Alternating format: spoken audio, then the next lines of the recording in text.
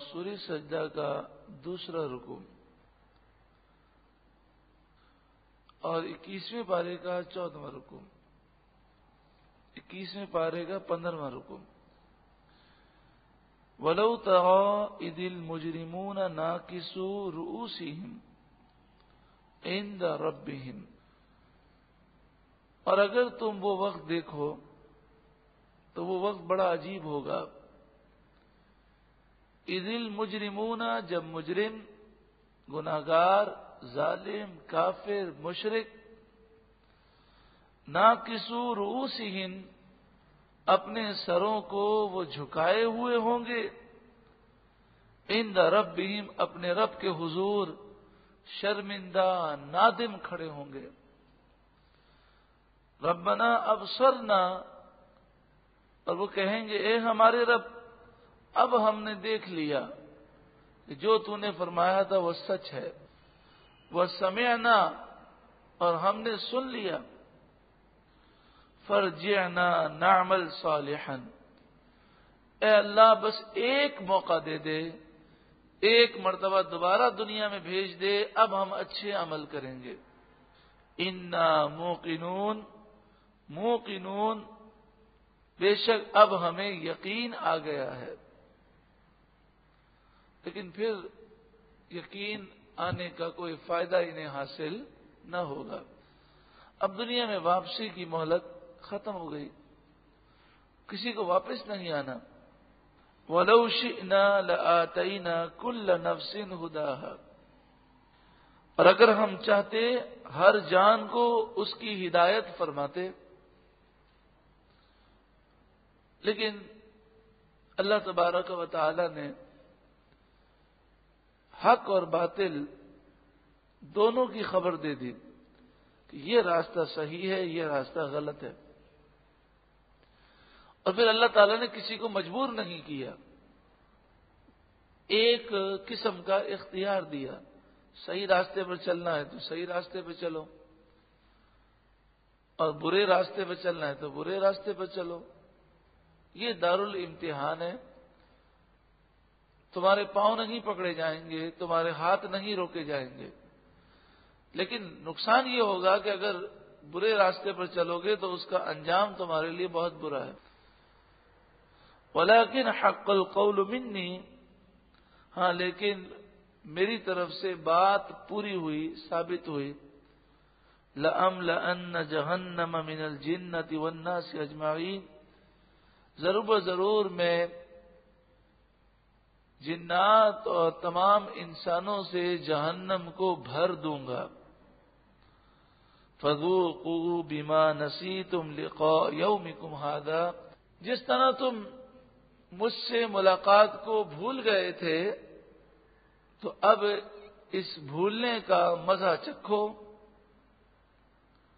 اِنَّا نَسِينَاكُمْ، بے شک ہم نے بھی تمہیں جہنم میں چھوڑ دیا۔ وَذُوقُوا عَذَابَ الْخُلْدِ بِمَا كُنتُمْ تَعْمَلُونَ، اور تم ہمیشہ کا عذاب چکھو اس وجہ سے کہ تم گناہ کیا کرتے تھے۔ آیت سجدہ ہے، عام طور پر جب ہم سجدہ کرتے ہیں تو بڑا مختصر سا سجدہ ہم سجدہ کر لیتے ہیں، لیکن شرعی مسئلہ تو آپ جانتے ہی ہیں کہ سجدے میں 3 مرتبہ سبحان ربی الاعلیٰ بھی پڑھ سکتے ہیں، 5 مرتبہ بھی پڑھ سکتے ہیں، 7 مرتبہ بھی پڑھ سکتے ہیں، 9 مرتبہ بھی پڑھ سکتے ہیں، 11 مرتبہ بھی پڑھ سکتے ہیں۔ تو جب بھی آیت سجدہ پر سجدہ کریں تو تھوڑا سا اسے طویل کرنا چاہیے، کیونکہ وہ سجدہ بڑا ہی برکت والا سجدہ ہوتا ہے۔ بلکہ حقیقت یہ ہے کہ انسان اگر کسی بہت بڑی مشکل میں مبتلا ہو تو اس کا ایک وظیفہ بیان کیا گیا، فرمایا کہ اگر کسی کو اپنی حاجت پوری کروانی ہو تو سجدے کی 14 آیتوں کی تلاوت کرے اور ہر آیت پڑھ کر سجدہ کرے، پھر دوسری آیت پڑھے پھر دوسرا سجدہ کرے، پھر تیسری آیت پڑھے پھر تیسرا سجدہ کرے، اس طرح 14 سجدے کرے، اور پھر جو دعا مانگے گا اللہ تعالیٰ اس کی دعا قبول فرمائے گا۔ تو آج ہم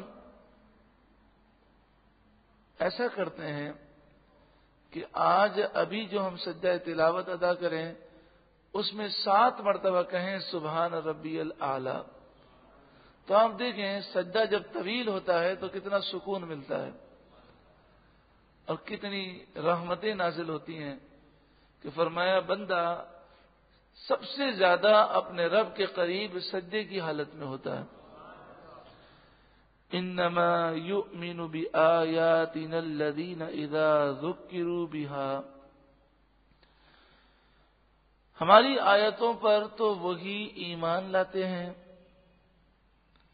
کہ جب ان کے سامنے ہماری آیتیں پڑھی جاتی ہیں خروا سجدن، تو وہ سجدے میں گر جاتے ہیں۔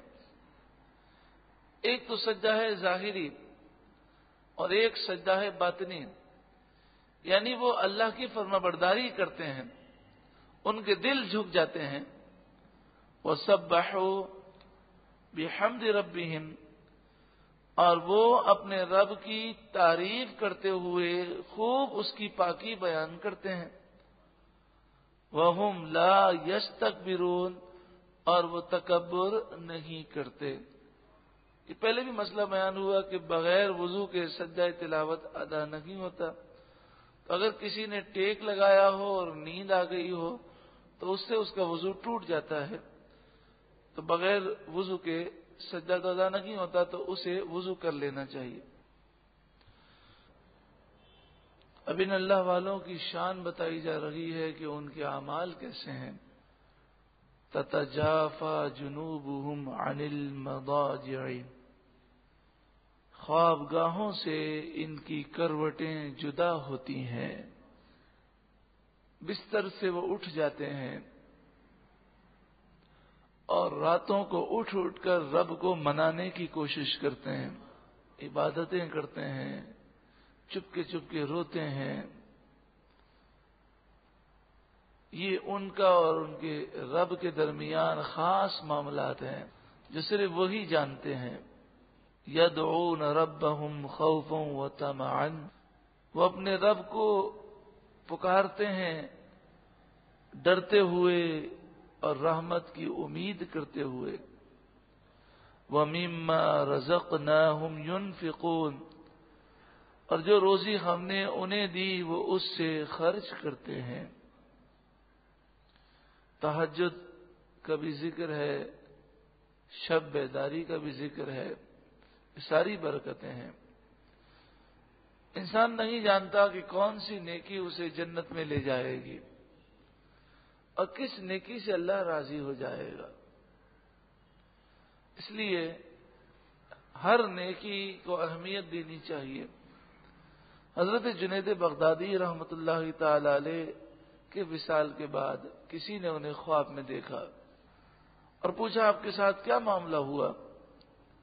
تو آپ نے فرمایا یوں تو میں نے بہت نیکیاں کی، لیکن جو رات کو اٹھ کر نماز تہجد ادا کرتا تھا وہی نیکی کام آئی اور اسی کے سبب اللہ تعالی نے بخش دیا۔ فَلَا تَعْلَمُ نَفْسٌ مَا أُخْفِيَ لَهُم مِّن قُرَّةِ أَعْيُنٍ، تو کوئی جان نہیں جانتی کہ اس کی آنکھوں کی ٹھنڈک کس جگہ چھپا کر رکھی گئی ہے، یعنی کون سی نیکی آنکھوں کی ٹھنڈک بنے گی، کون سی نیکی جنت میں لے جانے کا سبب بنے گی۔ جزاء بما كانوا يعملون، جو وہ کام کیا کرتے تھے ان کا یہ پورا پورا بدلہ ہے، صلہ ہے۔ ایک طرف تو یہ مومنین ہے، یہ صالحین ہے، اور دوسری طرف گناہوں بھری گندی زندگی گزارنے والا شخص، کیا دونوں برابر ہو سکتے ہیں؟ افمن کان مؤمنا کمن کان فاسقا، کیا جو مومن ہو وہ فاسق کے برابر، نافرمان کے برابر ہو سکتا ہے؟ لا یستوون، وہ برابر ہرگز نہیں ہے۔ اما الذین آمنوا وعملوا الصالحات فلہم جنات المأوى، بہرحال جو لوگ ایمان لائے اور انہوں نے اچھے عمل کیے ان کے لیے بسنے کے باغات ہیں، رہنے کے باغات ہیں۔ نزلا بما كانوا يعملون، جو وہ کام کیا کرتے تھے ان اچھے کاموں کے بدلے میں ان کی مہمان نوازی ہوگی وہاں پر۔ اور مہمان نوازی اللہ فرمائے گا۔ ہم مہمان نوازی کرتے ہیں اپنی طاقت کے مطابق، اور یہ ایک اصول ہے کہ جو اچھا آدمی ہوتا ہے وہ یہ نہیں دیکھتا کہ مہمان کون آیا ہے، بلکہ یہ دیکھتا ہے کہ میری ذمہ داری کیا ہے، میرا مقام کیا ہے۔ بادشاہ کے گھر پر کوئی مہمان آئے تو چاہے بادشاہ کسی غریب کو مہمان بنائے تو وہ اسے جو کی روٹی نہیں کھلائے گا، وہ اسے شاہی کھانے کھلائے گا۔ تو جب یہ ایک عام اصول ہے، رب العالمین تو خالق کائنات ہے، مالک کائنات ہے، جب وہ جنت میں اپنے بندوں کی مہمان نوازی فرمائے گا تو کیا کرم کی بارشیں نازل ہوں گی، کیا اس کا کرم ہوگا، سبحان اللہ۔ وَأَمَّا الَّذِينَ فَسَقُوا فَمَأْوَاهُمُ النَّارُ، اور جن لوگوں نے اللہ کی نافرمانی کی، ایک طرف تو اللہ کے نیک بندوں کا ذکر ہے جن کی مہمان نوازی ہوگی، اب فرمایا جا رہا ہے جنہوں نے اللہ کی نافرمانی کی ان کا ٹھکانہ تو جہنم کی آگ ہے۔ کلما ارادوا ان یخرجوا منها، جب کبھی وہ اس سے نکلنا چاہیں گے، اعیدوا فیہا، انہیں اسی میں دھکا دے دیا جائے گا، دھکیل دیا جائے گا۔ وقیل لهم ذوقوا عذاب النار، اور کہا جائے گا جہنم کے عذاب کو چکھو۔ الذی کنتم بہ تکذبون، یہ وہ عذاب ہے جس کا تم انکار کیا کرتے تھے۔ وَلَنُذِيقَنَّهُم مِّنَ الْعَذَابِ الْأَدْنَىٰ دُونَ الْعَذَابِ الْأَكْبَرِ، اور ضرور بضرور ہم انہیں بڑے عذاب سے پہلے دنیا کے عذاب کا بھی مزہ چکھائیں گے۔ یاد رکھیے، مومن کو دنیا میں جو تکلیف ملتی ہے اس سے اللہ تعالیٰ اس کے گناہ مٹا دیتا ہے، درجات بلند ہوتے ہیں، صبر کرے تو اللہ اس کا اچھا بدل عطا فرماتا ہے۔ لیکن جتنے کافر مشرک ہیں انہیں دنیا میں جو بھی تکلیف ملتی ہے یہ اللہ کا عذاب ہے۔ ان کے تو نہ گناہ مٹائے جاتے ہیں تکلیف سے، نہ ہی ان کے درجات بلند ہونے ہیں، تو یہ سب اللہ تبارک و تعالیٰ کی طرف سے ان کے لیے دنیاوی عذاب ہے۔ لعلہم یرجعون، تاکہ وہ لوٹیں پلٹیں، دنیا کی ان سختیوں کو دیکھ کر وہ رب کی بارگاہ میں رجوع لائیں۔ ومن اظلم ممن ذکر بآیات ربہ، اس سے بڑھ کر ظالم کون کہ جس کے سامنے اس کے رب کی آیتیں پڑھی جائیں، ثم اعرض عنہا، پھر وہ اس سے منہ پھیر لے، آیتوں کو سننے کے لیے تیاری نہ ہو، عمل کرنے کے لیے تیار نہ ہو۔